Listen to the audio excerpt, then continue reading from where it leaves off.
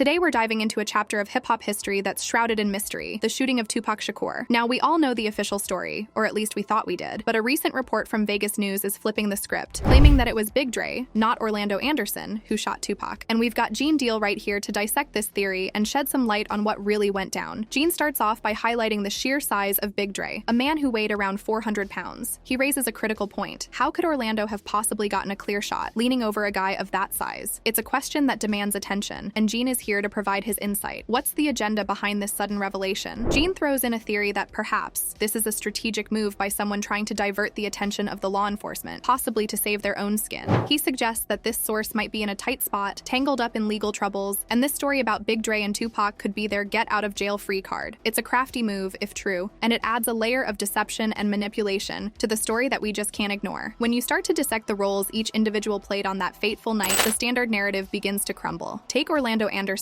for instance. He's been painted as the main antagonist in this story, the man with a motive and the opportunity to pull the trigger on Tupac. But when you really dig into the details, things don't add up. Orlando was seated in a position that would have made it nearly impossible for him to take a clear shot at Tupac, especially if he had to reach over Big Dre. Big Dre, a man of considerable size, was right there in the car, and the logistics of firing a gun in such a cramped space, without hitting Dre or causing some kind of commotion inside the vehicle, just doesn't make sense. It contradicts the idea of a swift, calculated attack that the standard narrative suggests. Then there's the precision of the shots. The standard narrative would have us believe that in the heat of the moment, with adrenaline pumping and chaos unfolding, Orlando managed to fire off a series of shots with deadly accuracy. But Gene points out that this level of marksmanship would require training, a calm and steady hand, and a clear line of sight, conditions that are unlikely to be met in a moving car, in the dark, with an obstructed view. It challenges the plausibility of Orlando being the shooter, and opens up a whole new set of questions about what really happened that night. Who had the skill, the motive, and the opportunity to carry out such an attack? The roles that each individual played in this story are crucial to understanding the events of that night. And when you start to peel back the layers, the standard narrative just doesn't hold up. The shots that ended Tupac's life were fired with a precision that seems almost impossible given the chaotic circumstances of that night. Gene is quick to point out the discrepancies in the mainstream narrative, emphasizing the skill required to land those shots. We're talking about a moving vehicle, in the dark, with an alleged shooter, Orlando, having to reach over the massive frame of Big Dre. It's a scenario that doesn't add up. Big Dre, weighing around 400 pounds, would have been an unavoidable obstacle, making it extremely difficult for anyone, let alone someone without formal training, to fire with such accuracy. The mainstream narrative falls apart under this scrutiny, as it fails to account for the logistical nightmare that such a shooting scenario would present. Big Dre himself is a character shrouded in mystery, with a past that raises more questions than answers. His presence in the car that night is a critical piece of the puzzle, and yet it's a detail that's often overlooked. Who was Big Dre really? What was his relationship with the other individuals in the car, and what role did he play in the events leading up to the shooting? Gene's theory brings Big Dre to the forefront, challenging us to consider his involvement and the impact it had on the shooting. The web of intrigue surrounding Tupac Shakur's murder has only grown more complex with the emergence of new suspects and witnesses, each bringing their own piece of the puzzle to the table. Dwayne "Keefe" D. Davis, a 60-year-old now facing charges in connection with the murder, has long been a figure of interest in the investigation. But Keefe D. is not just a suspect. He has also claimed to be a witness to the fatal shooting, a dual role that raises questions about his involvement and credibility. The police's seizure of various electronic devices from his home indicates a thorough investigation, as they seek to uncover any hidden truths stored in his digital footprint. Yaki Gaddafi, another key figure in this tangled narrative, was in the car just behind Shakur at the time of the shooting. His account of seeing the assailants in a white Cadillac adds another layer to the story, challenging the mainstream narrative and pointing towards a potential cover-up. Gaddafi's proximity to the event and his immediate response to the police provide a unique perspective, one that could potentially identify the true culprits behind the shooting. His role as both a witness and a member of Tupac's inner circle places him in a unique position to shed light on the events of that night, and his testimony contradicts the long-held belief that Orlando Anderson was the lone gunman. The unnamed suspect, recently arrested and charged with murder, is said to have ordered the hit on Tupac, a claim that, if true, would blow the case wide open. This individual's connection to the suspected shooter introduces a new angle to the investigation, suggesting a level of orchestration and planning that goes beyond a spontaneous act of violence. The arrest of this suspect, coupled with the charges laid against him, indicates a significant breakthrough in the case, one that could finally provide answers to the questions that have haunted the hip-hop community for over 2 decades. Gene Deal isn't just any commentator on the hip-hop scene. He's an OG, a term reserved for the originals, the ones who've been around since the beginning and have seen it all. His deep roots in the industry give him a unique perspective, one that's informed by years of first-hand experience and insider knowledge. He's rubbed shoulders with the biggest names in the game, witnessed the rise and fall of empires, and navigated the treacherous waters of the music business. This isn't just a man sharing his opinion. This is a veteran laying down facts, drawing from a well of knowledge that's been filled over decades of involvement in the industry. When Gene speaks, people listen, not just because of his charisma or his way with words, but because they know he's speaking from a place of authenticity and experience. His familiarity with the inner workings of the hip-hop world positions him as a credible voice in the ongoing investigation into Tupac's murder. He's not just speculating from the sidelines. He's providing insight based on a deep understanding of the people, the places, and the politics that played a role in the events of that fateful night. His connections within the industry allow him to piece together the story in a way that outsiders simply can't, offering a narrative that's grounded in reality, not just conjecture. Gene's status as an OG lends weight to his words,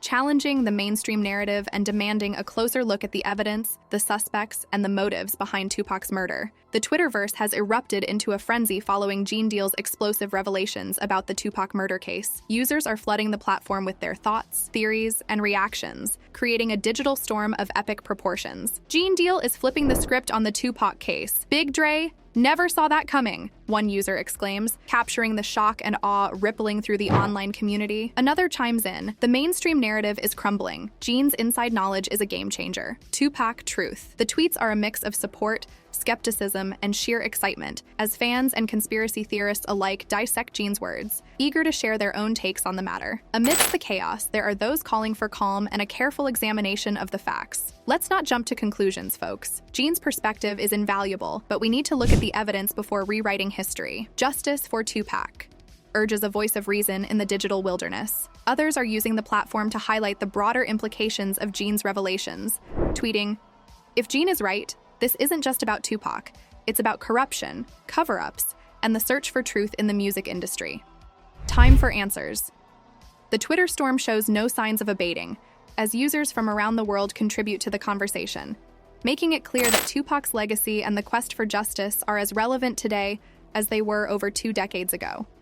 Drop your thoughts in the comments below. Share this video if you found it intriguing, and let's keep the conversation going.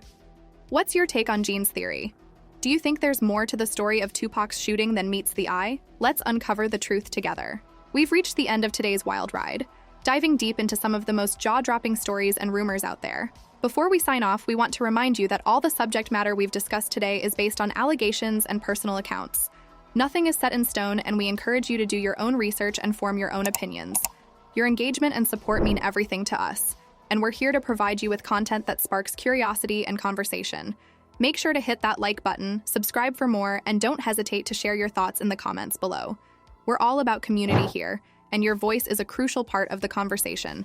Thanks for being awesome, and until next time, keep questioning, stay curious, and take everything you hear with a grain of salt.